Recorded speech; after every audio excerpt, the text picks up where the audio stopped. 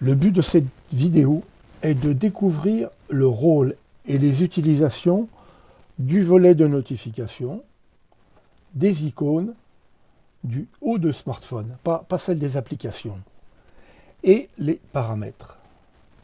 Nous ferons une approche globale de leur utilité dans le fonctionnement de votre smartphone, sans entrer dans le fonctionnement de chacun.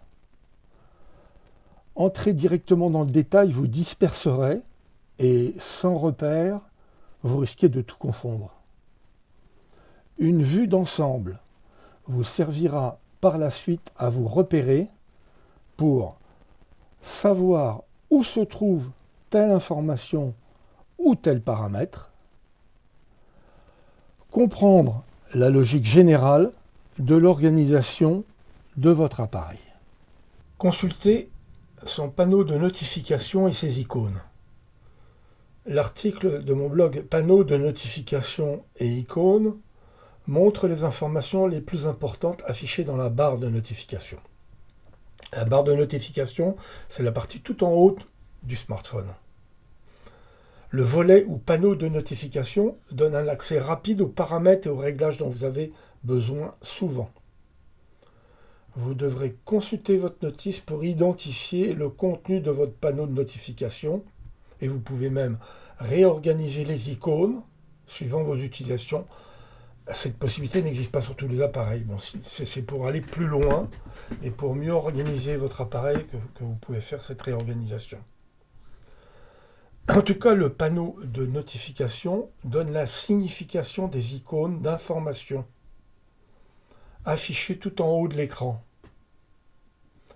La barre, c'est une barre tout en haut de l'écran et on dit qu'elles sont l'état des fonctions de l'appareil, comme en service, c'est-à-dire actif, ou hors service, c'est-à-dire désactivé, ainsi que les informations générales comme l'heure, la charge de la batterie, les données mobiles ou le Wi-Fi sont affichées dans cette barre de notification tout en haut.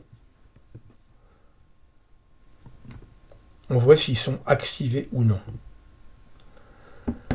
Pour dérouler le panneau de notification, vous placez le doigt au-dessus de l'écran, pratiquement sur le bord au-dessus de l'appareil, de votre smartphone, de manière à ne pas le placer en haut de l'écran simplement, il faut le placer au-dessus de l'écran. Et vous balayez vers le bas comme si vous descendiez un rideau, c'est d'ailleurs ce que vous faites en descendant le panneau de notification.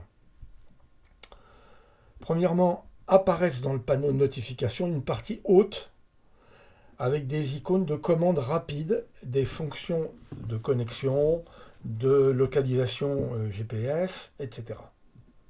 Ce sont ces fonctions, ces icônes de commande rapide que vous pouvez réorganiser et qui vous servent assez souvent à mettre en ou hors service ces fonctions. Ensuite, dans la deuxième partie du panneau de notification, apparaissent des notifications comme des messages reçus, les rappels de rendez-vous, etc.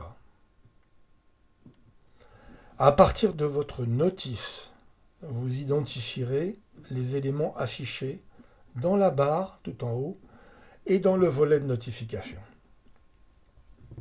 En conclusion, on peut dire que la barre de notification affiche les informations les plus importantes. Le volet ou le panneau de notification que vous déroulez donne un accès rapide aux paramètres et réglages dont vous avez le plus souvent besoin.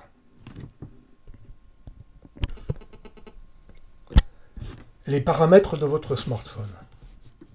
Qu'est-ce que sont les paramètres? Qu'est-ce que ça veut dire paramètres? Quelles sont les différences entre paramètres et réglages, par exemple? En fait, le mot réglage s'emploie le plus souvent pour parler du niveau auquel on veut qu'une action soit exécutée. Par exemple, monter le son, baisser la lumière, ou voilà, ce sont des réglages. Paramétrer, c'est enregistrer une information qui intervient dans l'exécution d'une action, d'un programme, d'un modèle de calcul. Quand on paramètre, on enregistre une information qui modifie l'exécution d'une action, d'un programme ou d'un modèle de calcul. Par exemple, décider d'un mode automatique ou d'un mode manuel.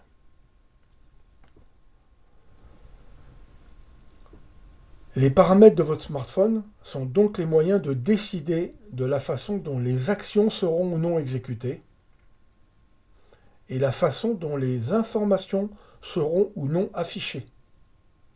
Par exemple, si on reçoit trop de notifications, on peut choisir dans les paramètres de n'en recevoir que certaines et pas d'autres. Voilà à quoi servent les paramètres. Alors, pour y accéder, la roue dentée.